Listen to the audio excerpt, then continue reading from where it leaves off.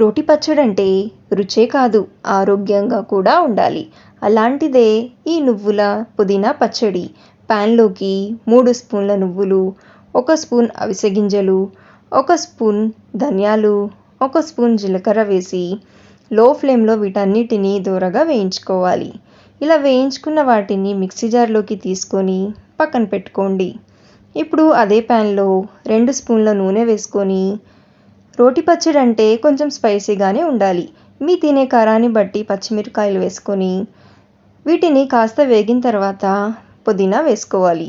నేను ఇక్కడ 1 కట్ట నాటు పుదీనా తీసుకున్నానండి. ఈ నాటు పుదీనా టేస్టే వేరేగా ఉంటుంది.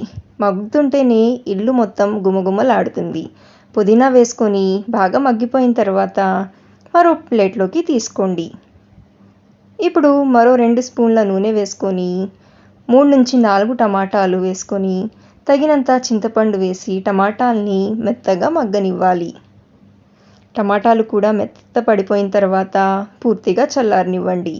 ఇప్పుడు ముందుగా మిక్సీ జార్లో తీసుకున్న నువ్వుల్లో వెల్లుల్లి రెబ్బలు, తగినంత ఉప్పు వేసి ఒకసారి బరకగా గ్రైండ్ చేసుకోండి. ఇది గ్రైండ్ చేసుకున్న తర్వాత ఫ్రై చేసుకున్న పచ్చిమిరపకాయలు, మగ్గించుకున్న టమాటాల్ని వేసి మరీ మెత్తగా కాకుండా ఆపుతూ గ్రైండ్ చేయండి. ఎంతో కమ్మగా ఉండే నువ్వుల పుదీనా పచ్చడి అయితే రెడీ. వేడి వేడి అన్నంలో కాస్త నెయ్యి వేసుకొని తినండి. ఎంత కమ్మగా ఉంటుందో. రెసిపీ నచ్చిందా? లైక్ చేయండి.